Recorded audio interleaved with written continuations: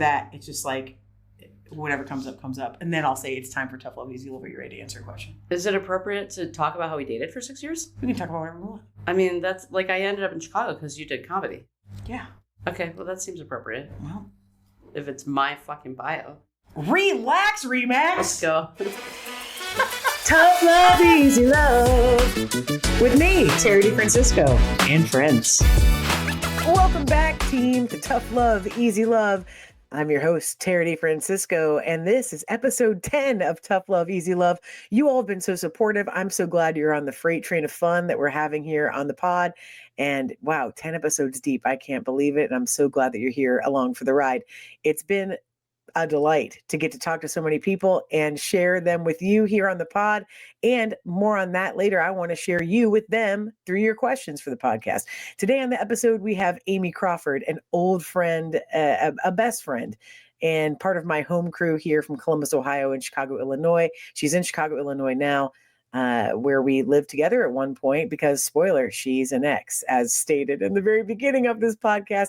So lots of fun along the ride. This is one of my favorite episodes because it is silly, it's funny. Her true personality delights me to no end, and really glimmers through on this episode, where we kind of almost just like give each other the business back and forth and have a couple vulnerable moments along the way while answering your questions. So thanks for being here on the pod today. It's truly a delight. I feel like Amy's going to be a repeat guest. In fact, at the end of this podcast today, we actually offer that if you only want tough love, Amy might be the guest to have back on the show down the line. So more on that as we go. Ask a question to be featured on the show. You're going to go right here, my friends, to Instagram, DM, Tough Love, Easy Love, all one word. That's Tough Love, Easy Love. I'll tell you what, we love getting questions from you here. We probably check this the most frequently for our user questions. So this is the place to go if you don't mind typing one in. Almost all of our questions have been featured from Instagram or socials users that come through the site and let us know what their advice type question might be. And if you don't want to do that and you want to call in somewhere, you can. You can call or text this number, 614-929-5545. Again, that's 614-929-5545. That's a theater line. Just leave the message at the end for Tough Love, Easy Love, and let us know your advice type question. You can stay anonymous or share your name. It's up to you. We're happy to share it on the pod if you'd like to be featured. And if you don't, you just want to ask a little anonymous question, say you can do that too. This episode's so fun, I want to get right to it. So I'm going to let you jump on in. A big round of applause for my pal, Amy Crawford. I know you're going to love her like I do too. All right, let's go. It's Amy Crawford. Oh! Thank you. Thank you. Thanks so much for having me. How are you, Amy Crawford? I'm doing pretty well. Thanks so much. Great. A fun Labor Day weekend here in Columbus, Ohio. Oh, yeah. We should probably say that. Like, Amy is from Cbus and lives in Chicago, Illinois. Heard of it? And is home visiting many people, not just family, everyone. You've been around. You've been running. Yeah, been around town. What have you done around town that's been a real hot hit? We went to the zoo today. Yeah, okay. It's really fun. We saw the baby elephant. Name drop. I don't know the name dropper. No, I just mean you, baby elephants. Name dropper. I don't know its name. I just mean talking about an elephant. My son was with me. He definitely wants to listen to this podcast. He let me know, so I'm going to try to keep the profanity low. But he was the likelihood of that is so. He already lost interest. So don't worry. Yeah, he's 11. He's not going to really care about this very much. But yeah. Exactly. But so he was we went there thinking baby elephant, yeah, right? Of course. Of course we hit a couple other things first because they're closer. And by the time we finally got to Asia, then you can do it all here in Columbus. Exactly. He was totally over it. He really was. Oh, yeah. What's the he hot had hit? a whole tantrum about needing Dippin' Dots because he was starving, and then he was still starving, so he had a pretzel, and then... Classic zoo treats, though. But yeah, then we fed him, and he was still like, I'm exhausted. I can hardly move. He made my wife give him a piggyback ride for a minute. I think that's cute. He's 70 plus pounds. Yeah, but she's shredded. She's a hardy. She's shredded. Shout out to Anita. Yeah, that's great. Here's what I want to hear about is there any other place on earth that sells Dippin' Dots? besides zoos and like Six Flags? And I want you to name them if you can name them. Well, definitely ballparks. They're Dippin' Dots? For sure. Really? I feel Yeah. like they're not here, but this is mine. I mean, like My son is Cubs, a Dippin' yes. Dots connoisseur. And Okay. my oldest sister was there. Yeah. And she's, in her 60s. And somehow she had never had Dippin' Dots. So she tried them for the first time today. She'd never had Dippin' Dots. Yeah. But, there's not just like one Dippin' Dots stand at the zoo. There's like 18. There's like 1,000. Yeah. Yeah. I had a friend. Not 1,000. Rance and I have a friend, Joey Bland, shout out. You know Joey Bland, actually. Joey Bland was a person I did comedy with in Chicago, Illinois, and I think about this every time I hear Dippin' Dots. We went to Six Flags with Joey, and he made a pact that he was going to try to stop at every Dippin' Dot stand by the end of the day and still ride the rides. And by the end of the day, there was a Superman ride where you had to like lay flat, and we went on it once, and then they were like, "Do you want to go again?" Because it was like 6:00 at night, and we were like, "Yeah!" We went twice, and he was green. Like he had so many mint chocolate chip Dippin' Dots by the end that we got to the parking lot, and he was like, "I don't know what I did." And I think about it every time I hear Dippin' Dots. Way to suck the marrow out until you want to throw it out. Yeah, I mean that's the key. Is like who knows what kind of energy you're going to get from a dot. Right. If you could pick any kind of Dippin' Dots flavor that shouldn't exist, what would it be? Oh, come on. I'm like really bad at that. Wait, what are you good at? Name 3 things. I would be, watching improv shows. Yeah. In Chicago with Tara. That's me. In them. Yeah. A lot during the early 2000s. Early aughts. Yeah, early aughts. It would be like, hey, name your favorite toothpaste all the time, right? And even if I'd already seen it so many times, everybody would be like, Crest! And a minute later I'd be like, AIM. You know what though? Shout out to AIM. AIM doesn't get enough respect on its name. I think they needed you. They needed you to yell. I will say this is like dumb tangent. Recently on Family Feud, which we now watch at dinner time religiously. Perfect. It was like in the finals. You get Like Steve Harvey eggs, Current? right? Yeah. It was like what top toothpaste, and so the first person said Colgate, and the next person I think said Crest. And it was like ding, pretty much ding. totaled 100. That's it. So AIM got like Yeah, what else are you zero going to in say? that Like survey. Sensodyne? What else is left? Sensodyne! One. It's like one guy that's like, my gums are sensitive. Yeah. There's not really many. But when we were kids, though, you're right. It was like Aquafresh, AIM. Those were like making hard plugs when we were kids. Forget about Aquafresh. Yeah, me too. But the stripe. Let's move on. The stripe. How dare you tell me? This is my podcast. I'm bored. This is what she's like. Look, I've known Amy, background. Who is Amy? I guess I have a lot of people on here that do comedy or something. Amy is just a much more complex person than just us comedians that are on this pod. But I've known Amy since I was 13, 14? 14. So we went to high school together. I didn't, that's part 1. There's a lot of spoilers. 14, we don't show this to be 14, so we've been in this deep for a long time. And I switched from a public school, and I was the only person that went to, not the only, but like one of 5, that went to a Catholic school that didn't have what they call feeder schools. Are you familiar with feeder schools? Anyone listening? I'd never heard that term before I switched to a Catholic school. And when I got there, all these little assholes knew each other already. Old lady, old P's and all the Immaculate Conceptions and all the bing bong ding dongs. Everyone knew each other from everywhere. And I was like this little public school rapscallion that got transferred in because I had good grades and they wanted me to go to college prep. And that's what happened. And then I met Amy, I think on day 1. Yeah, for sure. What was that like for you, meeting this old mug? I don't remember.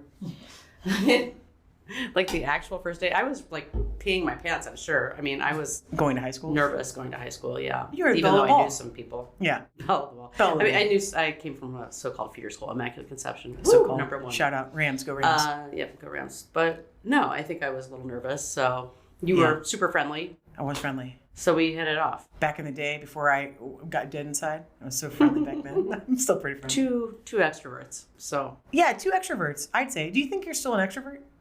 Yeah, I thought that there was a time when I became an introvert, but nobody, I realized later, would have read me as an introvert. Like I was still like, "How you do it?"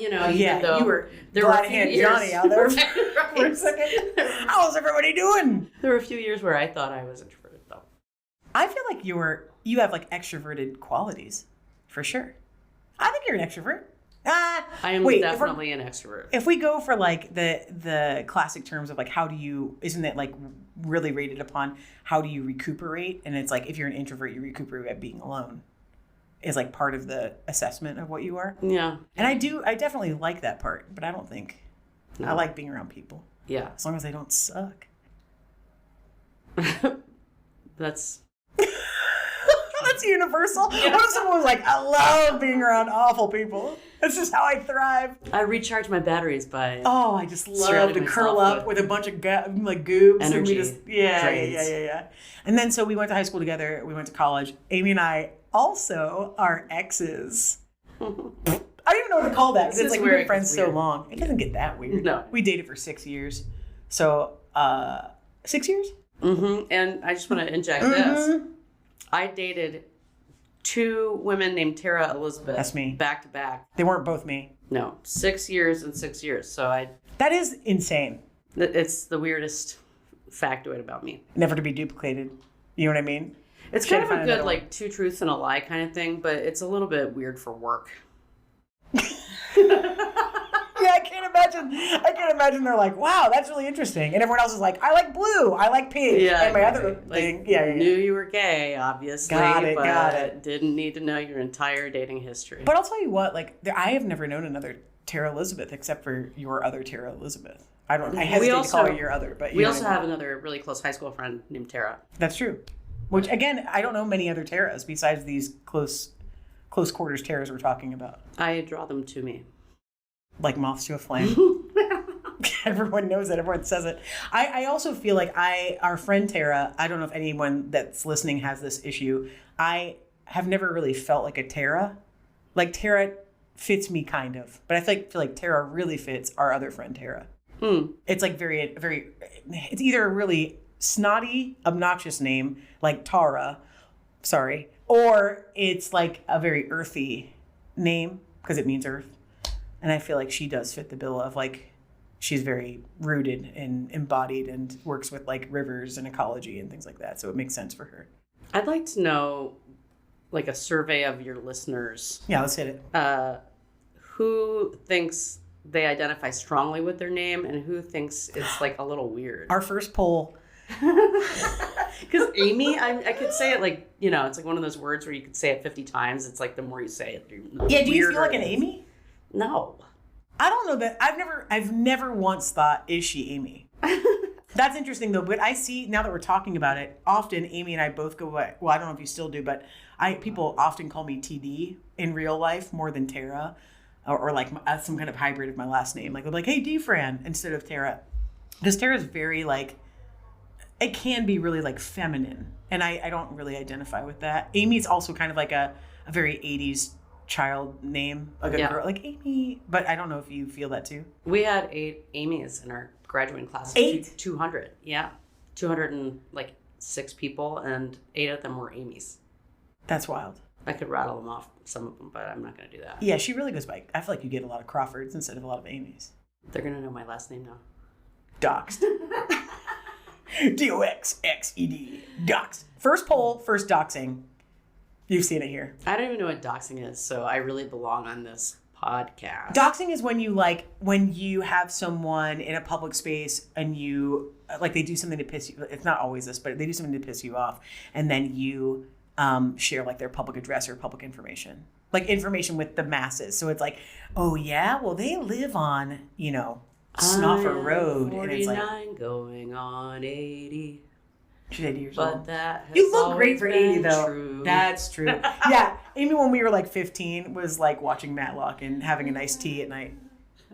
That's how she is. Right on. Anyway, but what's hey, will you tell people about like since you're not a comedy person, tell people about what your livelihood is and like what you do, what you're excited about doing professionally, anything like that.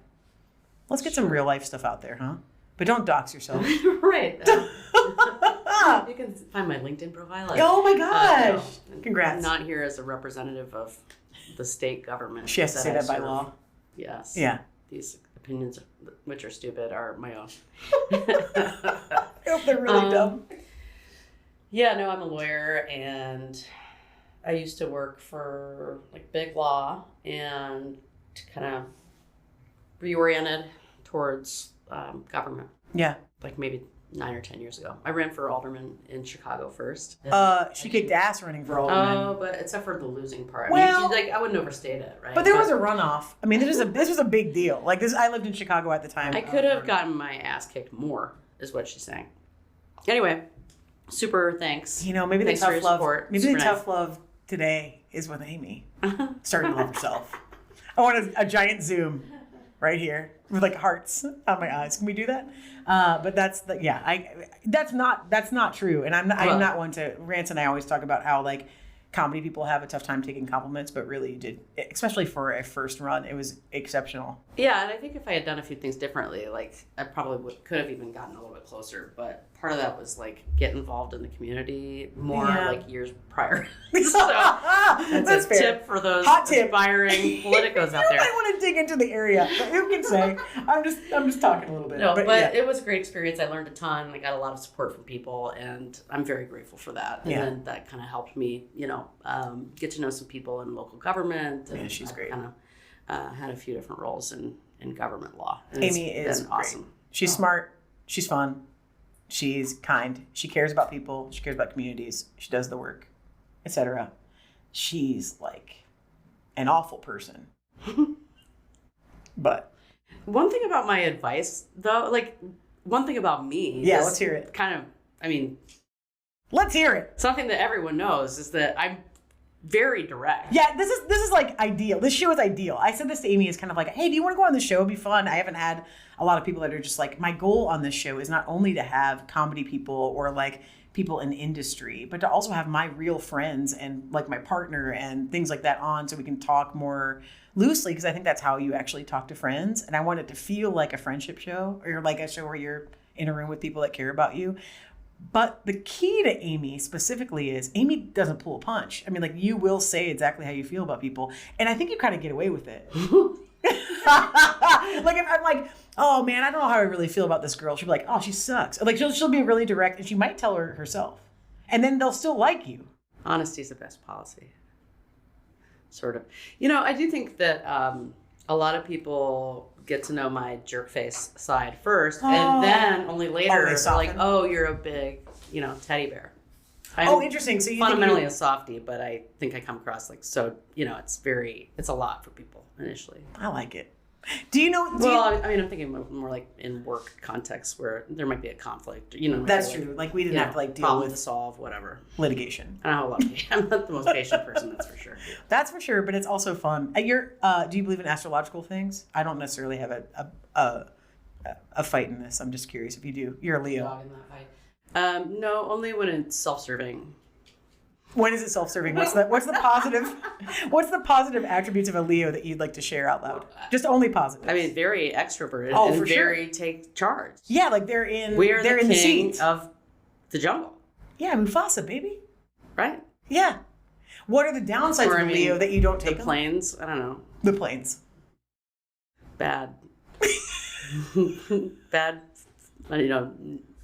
science, nature. Wait. What are bad things about Leos that you don't want to? Oh, nothing. I just mean. What do you mean nothing? There's lots of bad. No, Leos are perfect. No, Leos are so great. No, that's and not. I'm surrounded by Capricorns who are, to me, are stubborn goats. Like, so I mean, that's just what I mean about self-serving. Wait. So Amy's wife is a Capricorn. Is Lincoln also a Capricorn? Yes. Because he's cusp. Okay. So that's interesting. And what's their thing? It's like stubborn pushback. Well, I mean, I don't know. I just like invented these things about Leos and invented these things about Capricorns, right? Like I just, those guys are jerks. I'm perfect. You heard it here. Anita, Lincoln, thank you for listening, by the way. And just know that you're clocking this. I'm so glad you tuned in. You're going to be irritated. I don't believe it for 1 second, either of you. And just know that we all know Amy and we can. But I do think you are the positives of a Leo in the way that like you can like own a room and you're not necessarily. It's interesting though because I know so many comedy people. You can hold a room in a way that's different than people I know that hold rooms, which is like often you have to be kind of like twinkly and just like entertaining to keep people's attention, but you have like more of kind of like a soft charm that like makes people want to talk to you, I think, maybe. You can say gravitas. I wish I could, but I can't say it. What if I couldn't say gravitas? What if I was like, I can't pronounce it. I can't say it. I wish I could. I don't know if you have gravitas. You think you have gravitas? No, I was making that up. It was just... You have a panache? Messing with you. Yeah. No. That's nice. You're very kind. It's true, though. It's hard to take a compliment, huh? I didn't know this was going to be a show about, like, how great I am. Like, that's stupid. Well, that's, like, part of it. Okay. That's part of it. What do you want to talk about? What do you want to talk about? When's this advice happen? Oh, my God. Look, this is the thing I'm talking about. Like, she came on my show. Okay? She came on my show. Why'd you break up, you might ask? This is exactly what I'm like in meetings, by the way. Well, she came on this show, and she's like, okay, we're 8 minutes deep. I should probably, like, cut to the chase. It's like, how long do you think a podcast is? Move on. That tiny laugh. What's the thing you're most embarrassed about? JK, I would never... Hot seats. I'm trying to think of anything else that's like a fun origin thing. How long have you lived in Chicago? A long time, right? Since 1999? Yeah, as listeners may not know, I actually followed Tara D to Chicago because we were living in Cincinnati together. That's right. And in 1999, I was working at Procter & Gamble. Yeah. And like the next assignment for me was going to be at a paper plant. No thanks. In like Mahoopany, Pennsylvania, or Cape Girardeau. I don't remember this at all. Oh, well. That was the next assignment. She worked in a thing called diapers and wipes, which I think is important for everyone to know. Diapers and wipes. Diapers and wipes. Yeah, no one called it. You said that. Everyone called it diapers and wipes. Yeah, so that was going to be kind of like the next thing. I was in finance, and so wow. I mean, it wasn't like almost on the next flight, but that would have been the trajectory. Typically, that's wild.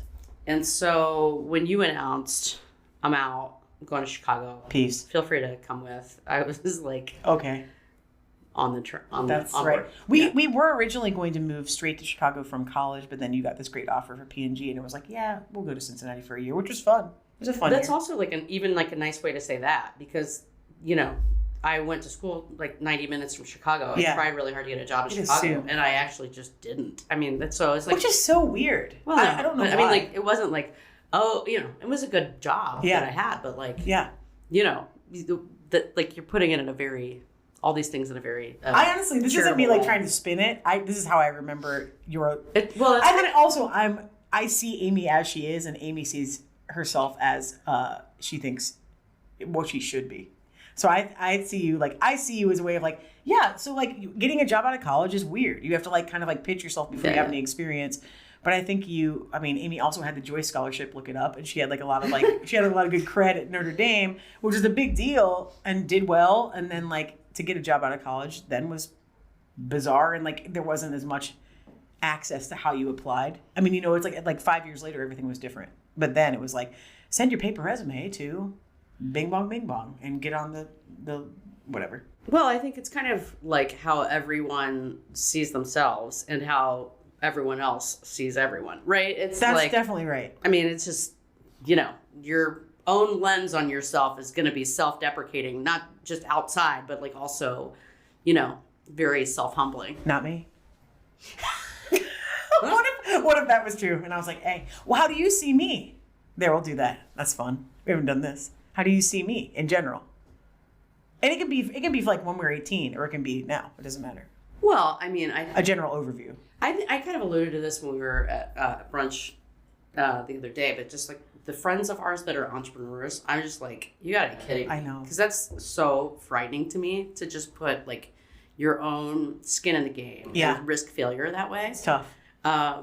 So I've always felt that about you. I mean, it takes a lot to be on stage even, like it could send me into a panic attack right now to think about taking an improv class, You'd be great. Well, no, thank you. But like, again, not about me, but like, I'm just saying for you, like you've always...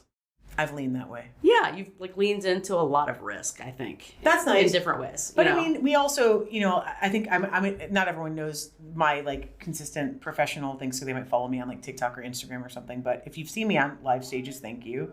If you know me from other things, probably the other thing to know about me is I'm an art educator, and I think the most like wild part of this field that I'm in is that comedy people are so they're like handling some kind of wing of trauma often, or like handling some sort of like, how do they get funny is like a thing you kind of have to ask yourself, where you plateau. You know, you have to be like, oh, I guess maybe I'm funny because X, Y, Z. And then you have to kind of unpack it. And then either you get better at comedy because you know, or you get worse at comedy because you know. You know, it's like that kind of thing. So like the risk is true. Going on stage is risky, but it's not as risky for me as like sitting alone with someone sometimes. Like, I think that's, do you feel comfortable like talking to someone one-on-one, or would you rather be with like 20 people? Oh, I'd much rather be one-on-one. See, I think that like I that's where the introvert extrovert thing happens, where I'm not sure, because it's like I know I can hold a space of 20 people, but I think I'd rather be with one. But I used to get really anxious with only one, because it meant we had to like talk. And 20, like if I go out to do a show and there's 150 people there, it's like a wall of no faces. Yeah. So it's like, I can do this. No one's here. Yeah, which I think is like sometimes what helps people get better at public speaking, because they don't have to worry about the individualism of every single personality that's there. I don't know if, like, I've never said this probably out loud, actually, so this will be like I can't wait. Something interesting for you. This is why you're here. Even when our relationship like didn't necessarily work, I did think, I don't know if I can sort of let go of your sense of humor, honestly. Like, oh, that's so sweet. That's really sweet. I could cry. I know. That's really sweet. And but luckily we didn't have to. Like Amy and I, totally. I think that's like, I feel like you'll be on again this show, because Rance is on, you know, more than once. And I think like some people that know me more personally than a guest would, it's interesting to think like, what I really love about our friend group, our friends have been really tight for like 30 years, like a long, long time. And we've all found ways to evolve alongside one another. Even when Amy and I broke up, more on that later. When we broke up, No. I mean, in the world, not today. When we broke up, I think we had like a very soft period of like, let's take a breath, but it wasn't that long. And we like found a way to be friends pretty quickly, in the scheme of like how people don't stay friends, or they, you know, whatever. Like we stayed friends pretty quickly. I think we knew we were that important. Yeah. Which is, like same. You're like in my life. You're in my heart. You're like part of me. And vice versa, I hope. Oh my God. You better say it. We're gonna, yes, of course. You better say it. I know. What if it's all like, maybe like, oh, the whole rest of the pod. No, I mean, there was probably a moment when we split where I was like, I don't know. This is gonna make for some awkward Columbus reunions. Oh boy. But that would be awful. No, so it was a big relief actually. Big time. But I do believe that in general, even people like other people I've broken up with or had relationships with, and that we've stayed friends or something, it's like, if they're supposed to be around, they will be around. Like they'll just transform to a different kind of relationship. Like the love isn't gone, it's just different. My wife, Anita, when we started dating, she's like, what is that phrase? She's like, people say that people are in your life for a reason or a season or a lifetime. Or a lifetime. For all time. Yeah. And then she was like, what do you think we are? Oh, that's awesome. That makes me love Anita. She was like, define it. What do you think we are? Oh, that's so funny. Here's what I like about Anita. Anita's really fun. And I think Anita also like is cool about being kind of like, what do you think? Or like putting the pressure on in fun ways that's like fun to watch you kind of be like, oh. She likes to poke a little bit. I think that's good. Because she doesn't come off that way, which is also like a cool part of her. Yeah. Yeah. Shout out. She's super quiet. So, but in our relationship, the dynamics are very equal, I think. I agree. Okay, that's good. Well, that's good. See? This is good. Aren't you glad we talked a little longer and you didn't cut off our conversation? What if we had missed that sweet, wholesome moment? Look at her face. She's fine with it either way. Either way. Yeah. Yep. Yeah. Okay. So let's go on to... What a relief. Topic du jour. Woo! Okay, topic du jour is this. And so just so you know what happens, I think I kind of give you a brief overview, but still, since people are learning the podcast anyway, the overview is we get a question from a caller or a submission from Instagram or TikTok DM, and they send us a thing they need advice or help with on how to figure it out. I could have gone two paths on this. Since it's our first time on the show, we're going to go light, but you can still be harsh. It doesn't matter. I wouldn't even call this an advice type question, to be completely honest, but it is You'll understand. So here's their submission. You're going to give easy love about something and kind of like tell them softly what you think they can do. And then the other side will be the harsher advice of like why you think something else is the definitive answer. Okay. Are you going to do it too? Yeah. We'll just talk through them. You're not alone. Okay. So the question for you today is submitted by Luft Balloons. Spoiler. 99. Their question is, I need to go out to sing karaoke. I'm terrified. What should my karaoke song be? Please advise. Oh. So soft love first on this one. I thought of you for this question because we have done karaoke together. And I want to hear what you think about people being... How about this? I'm going to refine this question because I think, again, not necessarily classic advice. Here's my question for you. Why do you think people are scared at karaoke? And what's your soft prompt for them not to be scared? Oh, okay. I mean, most people don't get in front of people, a whole room full of people and a room full of strangers. I agree. To sing a song. Yeah. There are like a lot of elements to that. There's a stage, there's lights. 2. Right? There's crowd. 3. And then there's singing. 4. You're not just like saying the Pledge of Allegiance. No, you're not just saying the Pledge of Allegiance, which you may or may not know, and you're not just reciting something. You're doing something that's vulnerable in front of a group of people. So yeah, I always wonder when people get out to, I don't know why people do karaoke for joy. I don't know what I think they do it for, but truly, like, people always think that I do improvised musicals a lot for a part of my profession. So people always think I should do karaoke. They're like, you would be amazing. They want me to do it every time I'm out. And sorry, everybody, I hate it. I hate it so much. And I'm going to refine this with Amy specifically because she and this group of people that I have done this with are the only people I think I've not hated it with. So more on that in a moment. But as far as the soft love portion, I think that like it's normal and natural to be anti going in front of people and doing things. Same for improv. Like when people get up in front of improvisational rooms and are like, why am I so nervous? I'm like, oh, I don't know. You don't have a script. Tons of people are here. You have adrenaline. You have pressure to be funny instead of like just cohesive. And so people are really terrified. And it's like, if you weren't nervous, it'd be unusual for you not to be nervous, I think. My soft advice is bait yourself to take a risk. Like, oh, that's nice. Double dog dare yourself. Oh, so like you're the person that's acting as like I bet you should go do it. Like you're trying to like tempt yourself into trying something wild. Yeah, like, am I really gonna leave this bar without singing a song? Mm-hmm. No, like I'm here to sing a song. Yeah, I'm here to sing the song. I deserve this. Success equals singing the song. Success. That's the equation. Put that on the screen. See how success equals. This is the soft. This is the soft. Success equals singing a song. I want you to write that in text below. If you're on YouTube, please know that this is going to be a banner. Like, you don't have to sing it well. Like, if they call your name and you don't run out the door. Okay. And you get on the stage. And then you walk off when the song's over. You got it. Yeah. You hit it out of the park. Love in an Elevator by Amy Crawford. You didn't walk out the door, you win. I don't know why that was the song I picked. Not the song she'd pick. Well, I really do like karaoke. I know. So this is why. See, I did. Like, she thought it was crazy that I asked this question, but I was like, I think this is the right person to ask this question. I don't have a special talent for karaoke, well, but I do ham it up, and of course I ham it up more when I'm drinking. But I remember once, I think Anita and I went to like a gay bar or something in another city, and I was so scared, so shy, and so I actually just sang in my seat at the bar, and like. People just were like, like they couldn't even. Yeah, and so it was actually like more of a letdown. It was like not an upper. It was a bit of a downer. Yeah. But if I had just been like, gotten up, you're gonna stand up and you're gonna belt out this I'm song badly. Yes. You just have to. To me, it's like kind of ties into what we were saying earlier about risk. It's like right on. Just do it. Go.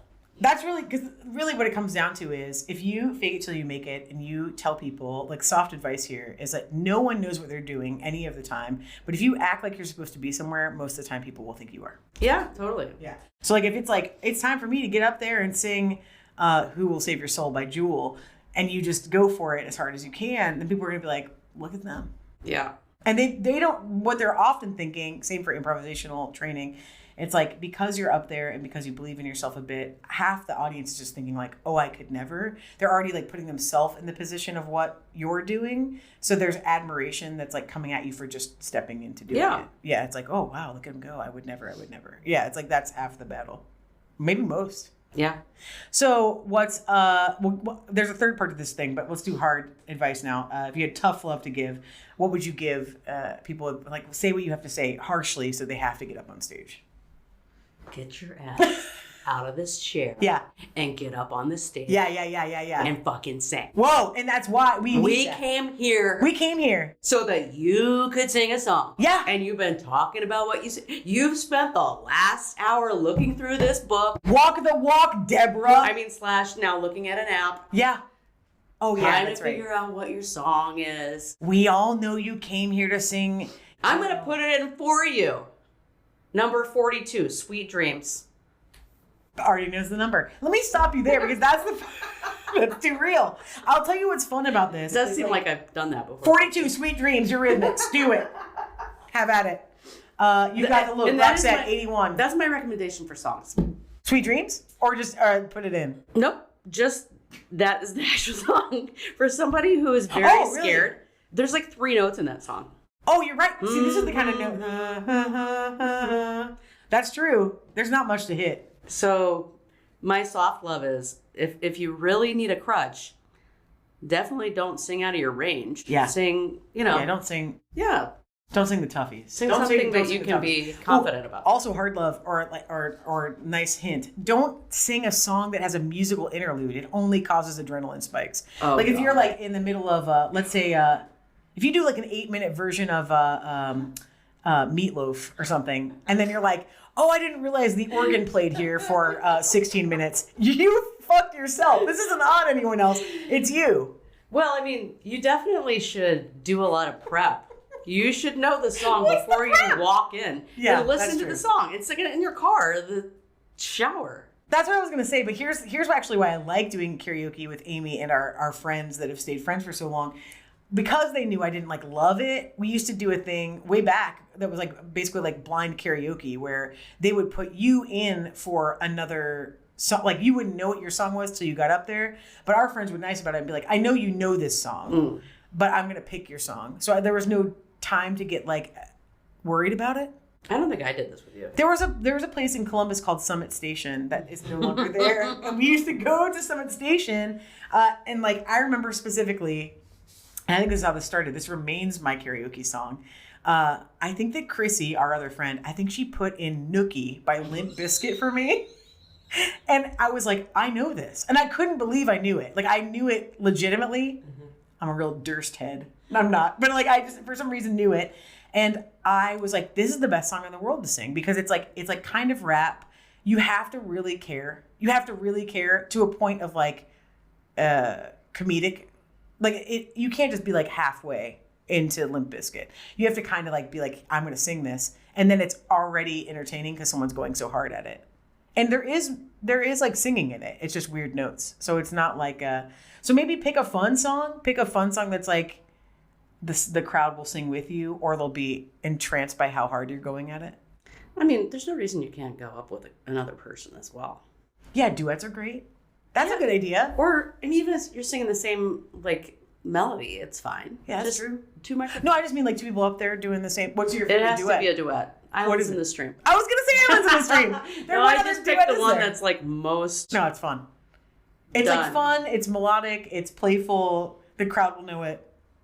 There's no like 6-minute interludes, etc. There's another one that I'm dying to do, but I can't place it right now. I think on it. If you think of it, you can just say it, and I'll cut it. I'll cut it in. I want to know what it is, because what if we can do it? Amy and I would sing on like car rides and stuff a lot, so this makes me curious if we could ever pull off a duet. Oh, whenever I Want It That Way by the Backstreet Boys comes on, I like really wish you were in the car. One thing that Tara D has never failed to do is sell a song. I mean, yeah. Look, I'm not gonna do this halfway. I think part of that is that I did choir for a long time and I had like vocal training in my youth, but I think that there was always this inclination to put like ingenues in lead roles in like plays and musical theater stuff and stuff. So I never got good roles. I always got horrible roles in the chorus where I'd be like, what about this whippersnapper in the background? And everyone would be like, oh, okay, she can sing. But I'd never get like the lead. So I think because of that, it became fun to oversell things. Yeah. And then when I got to Chicago and started doing comedic improv with music in it, it was like, oh, this is the best because I could be any role I wanted, and you don't have to like look a certain way or whatever. So it's easy. It's like just fun to play whatever you want. I mean, it's also funny to me in hindsight, like, oh, you were singing songs on stage with your future husband while I was in the audience watching. Disgusting. Disgusting. This whole time. And that's the kind of scandal you can catch on Tough Love, Easy Love. Was I planning it the entirety of our relationship? Did I know as a young lesbian, I thought that I would fall in love with a castmate 11 years later? It's anybody's guess. Forgiven. I'm forgiven. Spoiler for another episode, but not this one. That's incredible. And what a joy. Okay, so wait, so here's where I'll exit on this one. I think this isn't really even a tough love or easy love kind of question, to be honest. No. It's more that like I think the easy love is we believe in you, you can do it, and the tough love is just fucking get up there and do it. Right. Like I think once you've done a song in front of people, you will either catch the fever or hate karaoke. And that's what it all comes down to, what you've given to get something back in response. Oh, can I tell you a fun audience adage that we say here a lot? The audience can only feel as much as you feel on stage. So you're giving them permission as a long leash. So it's like, if I overcommit to my character, you can also emotionally respond to that character. But if I kind of am like standing too nuanced, they can't feel back. So that might be a good one for karaoke too.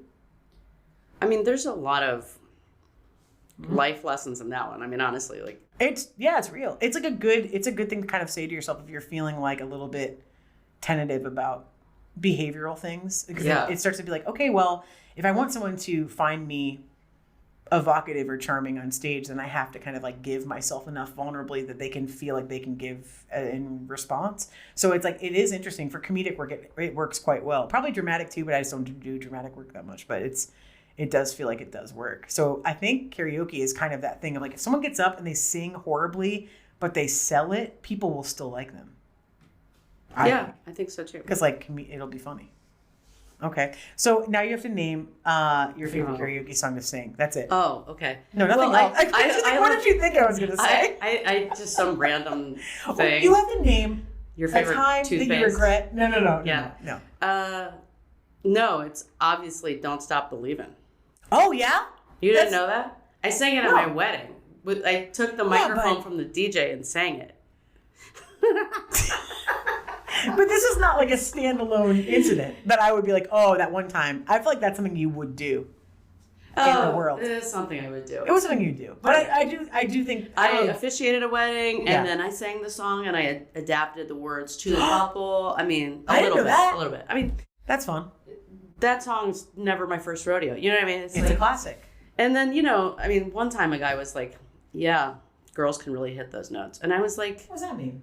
Don't undermine my Don't Steve tell me what Perry. I can do. What a weird, like, passive-aggressive dig. Oh, must be nice to hit notes. I'm sure we had both had a few. Well, he can keep having a few. But it's funny because I still remember it. It's probably like, ingrained 20 years ago or something. That's wild. I mean, it's a man singing the song, so... Well, of course it's going to be easier for somebody in a higher register to sing the song. I mean, he's got a pretty... Is that his name, Steve Perry? Yeah. I think that now there's like a couple. There's a guy from, I think, Thailand that took over the lead singing of that band. Wild. He hits the notes. He doesn't sound exactly like Steve Perry. No, but he sounds good. Neither do I. But it's not about exact. It's about panache. Yeah. Coming back to that. It's about the gravitas. We thought about, I tried to talk to some people into going to see Journey. Yeah. How'd that go? It didn't go that well. Name another band you'd see immediately in concert if they were touring. Well, I'm going to tell you about a band I will be seeing in September. I wanted to go to see Toad the Wet Sprocket. Yeah, and they were at the Salt Shed in August, and our friend Chrissy was out of town. Our friend Kelly was out of town. Mm-hmm. So But it turns out later, I found out that somebody I am friends with, it's like his favorite band. And like all I would have had to do is tag along with him and his wife. Man. But so we're going to go, Chrissy and I are going to go to Milwaukee and see them. That's good. September, When's that? Like soon? Like the end of September. That's great. Oh, that's cute. Yeah. I love Toad. Nothing so loud. People are like... What if they have to pay? Your listeners are like... hearing loud. We don't have the rights. We don't have the rights. Stop. That'd be incredible if it was like, never mind. It just plays a... Oof, do we have to hear us sing karaoke? Yikes. Well, this was a great round. Do you feel good? Feel good. Do you feel like you could be on the show again and give harsher advice? I mean, I would relish the opportunity to give a little meatier advice. I would love for you. Not meatier, like Let me just say this. I'm gonna solicit the listeners to know that Amy may come back. Okay, so relax. And if you want a question to go specifically to Amy and you really want only tough advice, I feel like this is your opportunity and window to be like, you're going to give it to me straight. You're not going to get easy advice. This is why I asked her this, because I was like, let's soften her in. Because like she's going to be like, dump him. Or soften like she's going to be hardcore. A phrase that nobody's ever said. Soften her in. That's what everyone says. Okay, well, this was fun. So fun. Really enjoyed the opportunity. Is there anything you have coming up that you want to plug? That's what I would ask anyone else. Yeah, I'm a mom on Tuesdays and I go work for the Illinois government. And I'm helping to support a lawsuit that's going to get filed next week. Hashtag plug.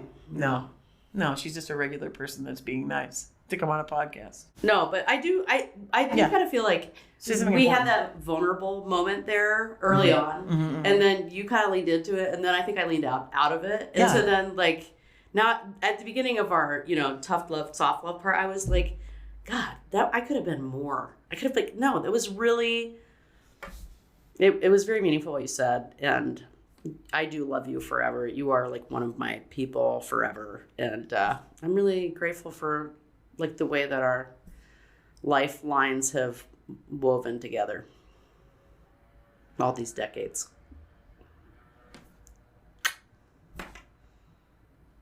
This is why we broke up. Anyway,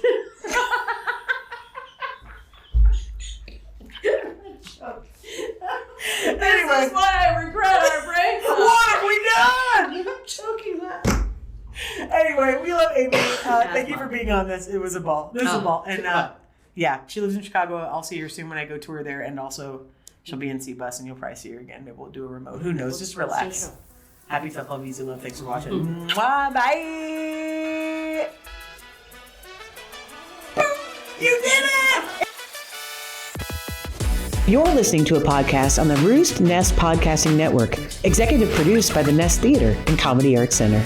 Co-founded and funded by Rance Rizzuto and Terry DeFrancisco. For more information on the Nest Theater, go to nesttheater.com. Roost Nest Podcasting Network.